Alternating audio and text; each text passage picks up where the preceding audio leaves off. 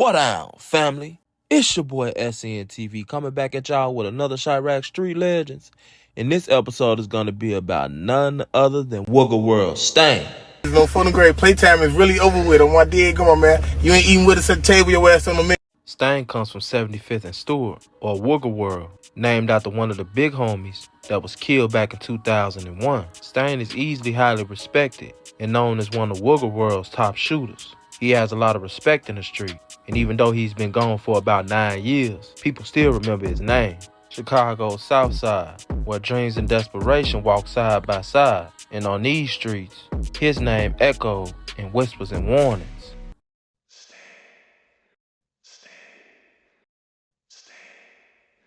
And honestly speaking, what more could the world expect out of somebody that grew up on 75th and Stewart, a place where survival often meant sacrifice, born into a world of broken promises? Stain found himself cornered by circumstance. According to sources, Stain wasn't always this way. As a kid, he just wanted out, but on the south side of Chicago, there aren't many choices. They call him Stain for many reasons. He actually earned his name. He was always down to hit a stain.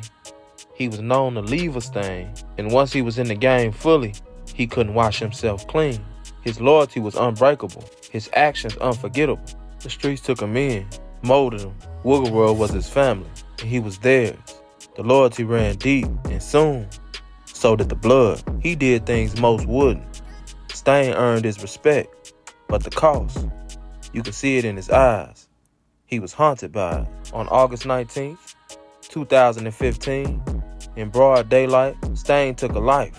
Dwayne Thomas, gone in an instant, a casualty of pride and fury. It happened so fast, just like that. Dwayne was gone, and Stain, he just ran away. No bond for man charged with shooting man in face at point-blank range. On August 19th, in broad daylight, Willie Wheeler shot Dwayne L. Thomas twice in the face as the two argued in front of several witnesses outside a building in the South Side Greater Grand Crossing neighborhood, according to prosecutors. But while an accomplice was taken into custody the next day, Wheeler remained on the lam until Wednesday night, when he led police on a chase through the South Side before being captured. On Friday, Judge Ada Burgios ordered the 21-year-old Wheeler held without bond.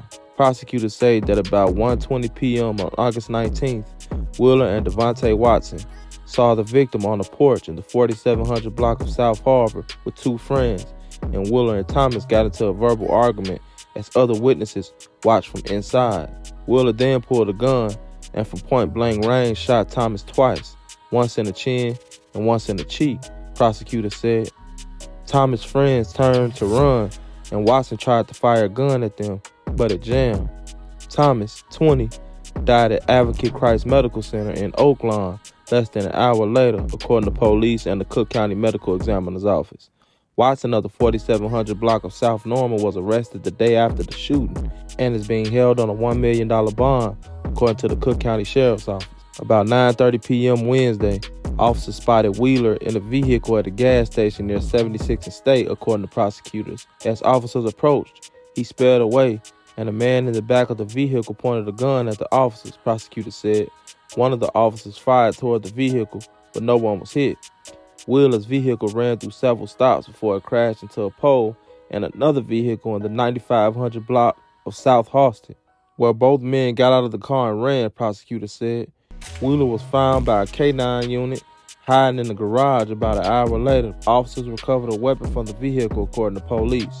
Wheeler, of the 7800 block of South Avalon, is charged with murder and resisting an officer.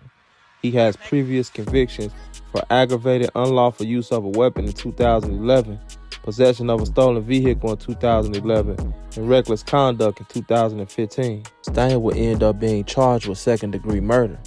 He ended up getting 19 years for the murder and 3 years for running from the police. He did 9 of those years and is now out. No fun and great. Playtime is really over with. On my dig, come on, man. You ain't eating with us at the table, your ass on the menu. When he was in, things didn't change a bit. Like I said, when it comes to the game, don't nothing change but the players, the faces, the hurt, and everything that comes with it remains the same. I don't know if Stain changed much, or he thought much on what was going on the streets while he was in. But I do know that it's a new day now.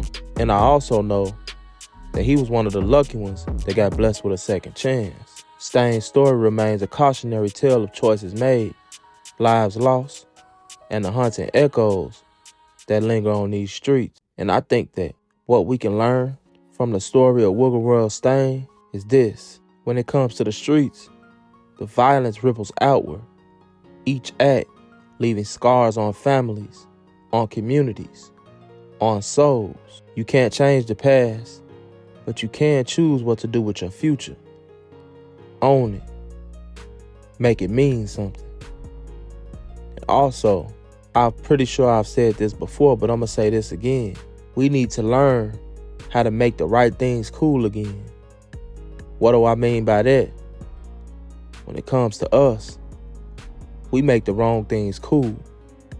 Gang banging, shooting at each other, hopping from bedroom to bedroom with these women, not taking care of our kids, not being educated, not being knowledgeable, and doing drugs are amongst the things that we consider cool.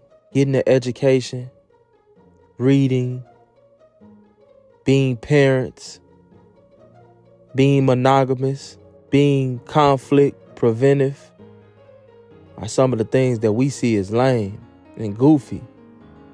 But at the end of the day, is that really it? Or is it the other way around? This has been another episode of Chiraq Street Legends. It's your boy, SNTV. I'm out.